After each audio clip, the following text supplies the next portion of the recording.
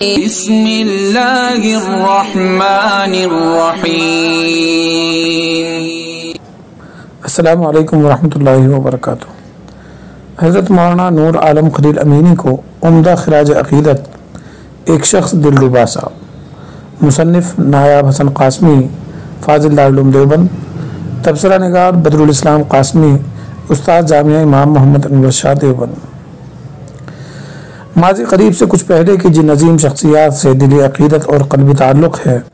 ان میں ایک ذات گرامی تو ترجمان مسلک دیوبند حکیم الاسلام حضرت مولانا قاری محمد طیب صاحب قاسمی علیہ الرحمہ کی ہے، اور دوسری شیخ الادب حضرت مولانا وحید الزمان کیرانوی علیہ الرحمہ کی۔ اول ذکر اپنے بے نظیر دور اہتمام، تواضع، انکساری، حکیمانہ خطابت، متفقہ قیادت، دارالعلوم کو عالمی شہرت دلانے کے حوالے سے معروف ہیں، تو ثانوی ذکر کا تذکرہ ہمیشہ اپنی لاجواب لسانی مہارت، زبانی طلاقت، بے مثال تربیت، جوہر شناسی و مردمگری کے حوالے سے سنا ہے۔ ان دونوں حضرات کے شاگرد والد محترم حضرت مولانا محمد اسلام قاسمی شفاہ اللہ تعالی، استاد حدیث و ادب دارالعلوم وقف دیوبند، ہمیشہ احترام و عقیدت کے ساتھ ان کا ذکر فرماتے، اس لیے ان دونوں حضرات سے منسوب کوئی بھی تحریر، مقولہ، ملفوظ، مکتوب، اصلی یا ضمنی تذکرہ سامنے آتے ہی اس کو اچک لینے کا دل چاہتا ہے، دل میں سمونے اور اس سے کچھ نہ کچھ سبق حاصل کرنے کو طبیعت بے چین ہوتی ہے۔ چنانچہ حکیم الاسلام علیہ الرحمہ سے متعلق چھوٹی بڑی اجمالی و تفصیلی متعدد کتابیں اور مقالات نظر سے گزریں۔ اسی طرح حضرت کیرانوی سے متعلق بھی کافی کچھ پڑھا اور ان کے لائق فائق شاگردوں سے ان کا ذکر خیر سنا ہے۔ ان دو شخصیات سے قلبی عقیدت کا نتیجہ تھا کہ ان سے متعلق ہر شخص کی جانب دل مائل ہوتا،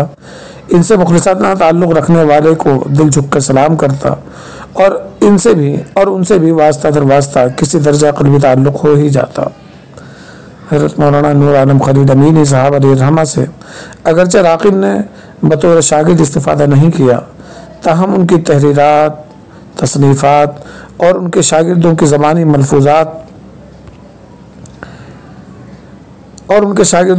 ملفوظات سے کافی کچھ سیکھا ہے۔ سردست راقب نے حضرت کے نقوش زندگی پر مشتمل کتاب ایک شخص دلربا سا کا مطالعہ کیا ہے، جس کے مرتب حضرت ممدوح کے شاگرد نایاب حسن قاسمی صاحب ہیں۔ کتاب اپنے ظاہری و باطنی حسن سے مالا مال ہے۔ ابتدائی میں حقانی القاسمی صاحب کا یہ جملہ کتاب کے تعارف کے لیے کافی ہے کہ نایاب حسن نے شاگرد کی حیثیت سے اپنے جلیل القدر استاذ کو عمدہ خراج عقیدت پیش کیا ہے۔ 364 صفحات پر مشتمل یہ کتاب عربی و اردو زبان و ادب میں مولانا کی خدمات کا تعارف کراتی ہے، ساتھ ہی ان کی زندگی کے چند نمایاں پہلوؤں مثلاً انداز تدریس، سلیقہ مندی، مردم سازی، پابندی اوقات، جہد مسلسل، متواتر امراض میں مبتلا ہونے کے باوجود ان کی بلند ہمتی، حق گوئی و بے باکی، امت مسلمہ کے تئیں ہمدردی و غمخواری، عالمی و سیاسی حالات پر ان کی گہری نظر اور دور اندیشانہ فکر وغیرہ پر کہیں اجمالی تو کہیں تفصیلی روشنی ڈالتی ہے۔ راقب کو دورانہ مطالعہ صاحب سوانے کے جن جملوں اور تجربات حیات سے لبریز باتوں نے کافی متاثر کیا، ان کو یہاں بیان کرنا یقیناً آپ کے لیے سودمند ہوگا۔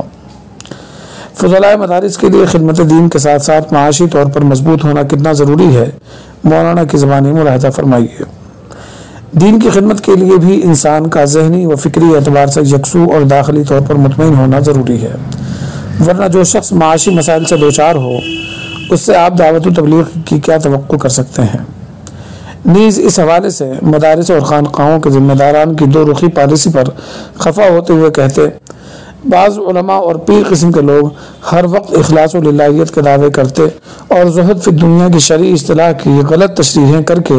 لوگوں کو کاہل و بے مایہ رہنے کی ناروا ترغیب دیتے ہیں، جبکہ اپنی نجی زندگی میں مال و دولت اکٹھا کرنے کے لیے ایک سے بڑھ کر ایک حربے استعمال کرتے ہیں۔ ادیب و قلمکار کو ان کا فریضہ یاد دلاتے ہوئے گویا ہوتے ہیں، ایک ادیب یا قلمکار محض معلومات کی بہتات یا اسلوب بیان کی دلکش کی وجہ سے مقبولیت اور پائندگی حاصل نہیں کر سکتا، نہ اس طرح اس کی تحریر میں زور اور اثر پیدا ہو سکتا ہے۔ اس کے لیے اس کا صاحب الفکر والعمل ہونا بھی ضروری ہے۔ شاعر مشرق علامہ اقبال کے معنی خیز شاعری سے مولانا کافی متاثر تھے، حتیٰ کہ عربی و فارسی زبان کے شعراء میں سے کسی کو بھی اقبال کا ہم پلہ قرار نہیں دیتے۔ فرماتے ہیں، عربی زبان کے ادبی و شعری سرمایہ میں کیا کوئی اقبال کا مثیل اور جیسا شاعر پایا جاتا ہے؟ تو پوری قطعیت کے ساتھ ہمارا جواب ہوگا کہ نہیں، ہرگز نہیں۔ عموماً ہر شاعر کے یہاں کچھ اشعار لہو و لعب کے، کچھ بے معنی و محمل، کچھ خسیس و بے مایہ، کچھ موضوع کے اعتبار سے پامال اور کچھ ایسے اشعار بھی پائے جاتے ہیں جو ان کے دیوان اور مجموعے کا حصہ بننے کے لائق نہیں ہوتے، مگر اقبال کا ہر شعر ایک خوبصورت معنی، ایک جلیل القدر موضوع اور ایک عظیم مقصد و نصب العین کی عکاسی کرتا ہے۔ اقبال کے اوصاف عربی، فارسی یا اردو زبان کے شعراء اسلام میں بھی نہیں پائے جاتے۔ یہ اردو زبان کی خوش بختی ہے کہ اللہ نے اسے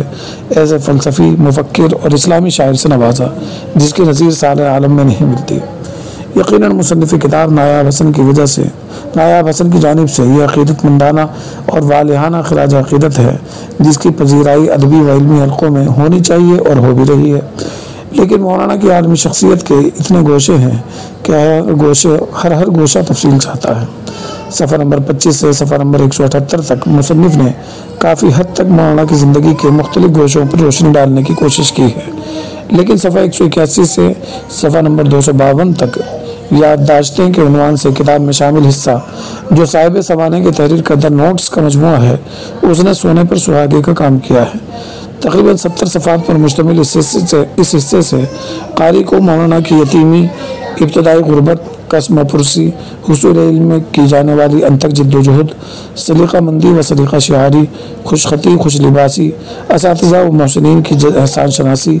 بڑوں کے لیے جذبہ خلوت، عربی زبان کے تئیں ان کی محبت، بلکہ عشق و وارفتگی، مادر علمی دارالعلوم دیوبند سے قلبی تعلق اور جذبہ فدائیت وغیرہ کا علم ہوتا ہے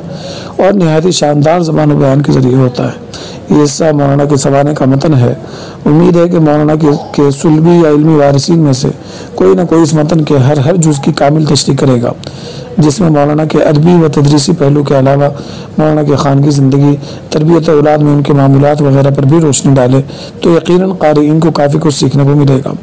اسی حصے میں تکرار و مذاکرے کی اہمیت اور دوران طالب علمی اس سے غفلت برتنے والے طلبہ کے تعلق سے رقم تراز ہیں۔